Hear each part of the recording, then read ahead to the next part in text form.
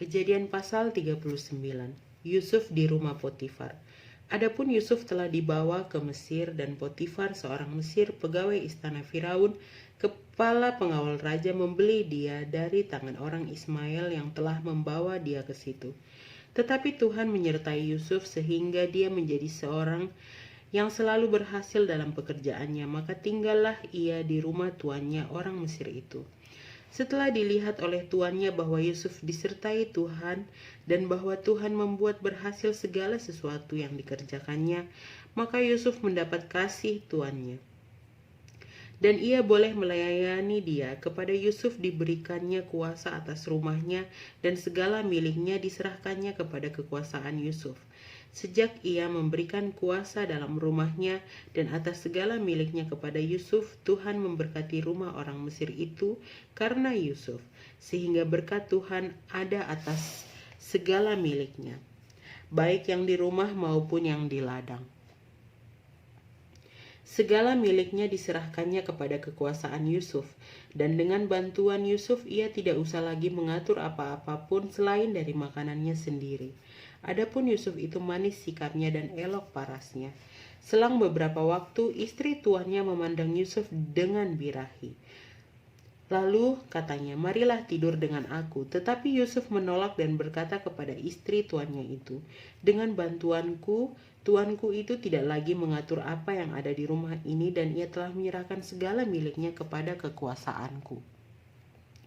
Bahkan di rumah ini, ia tidak lebih besar kuasanya daripadaku, dan tiada yang tidak diserahkannya kepadaku selain daripada engkau, sebab engkau istrinya. Bagaimanakah mungkin aku melakukan kejahatan yang besar ini dan berbuat dosa terhadap Allah?" Walaupun dari hari ke hari perempuan itu membujuk Yusuf, Yusuf tidak mendengarkan bujukannya itu untuk tidur di sisinya dan bersetubuh dengan dia. Pada suatu hari masuklah Yusuf ke dalam rumah untuk melakukan pekerjaannya, sedang dari seisi rumah itu seorang pun tidak ada di rumah. Lalu perempuan itu memegang baju Yusuf sambil berkata, "Marilah tidur dengan aku." Tetapi Yusuf meninggalkan bajunya di tangan perempuan itu dan lari keluar. Ketika dilihat perempuan itu bahwa Yusuf meninggalkan bajunya dalam tangannya dan telah lari keluar, dipanggilnyalah seisi rumah itu, lalu katanya kepada mereka, "Lihat, dibawanya kemari seorang Ibrani supaya orang ini dapat mempermainkan kita. Orang ini mendekati aku untuk tidur dengan aku, tetapi aku berteriak-teriak dengan suara keras.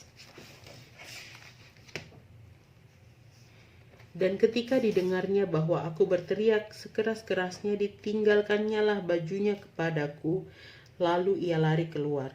Juga ditaruhnya baju Yusuf itu di sisinya sampai tuan rumah pulang. Perkataan itu jugalah yang diceritakan perempuan itu kepada Potifar. Katanya, "Hamba orang Ibrani yang kau bawa kemari itu datang kepadaku untuk mempermainkan aku. Tetapi ketika aku berteriak sekeras-kerasnya, ditinggalkannya bajunya padaku, lalu ia lari keluar." Baru saja didengar oleh tuannya perkataan yang diceritakan istrinya kepadanya, begitulah aku diperlakukan oleh hambamu itu," maka bangkitlah amarahnya. Lalu Yusuf ditangkap oleh tuannya dan dimasukkan ke dalam penjara, tempat tahanan-tahanan raja dikurung. Demikianlah Yusuf dipenjarakan di sana. Tetapi Tuhan menyertai Yusuf dan melimpahkan kasih setianya kepadanya, dan membuat Yusuf kesayangan bagi kepala penjara itu. Sebab itu kepala penjara mempercayakan semua tahanan dalam penjara itu kepada Yusuf, dan segala pekerjaan yang harus dilakukan di situ dialah yang mengurusnya. Dan kepala penjara tidak mencampuri segala yang dipercayakannya kepada Yusuf, karena Tuhan menyertai dia, dan apa yang dikerjakannya dibuat Tuhan berhasil.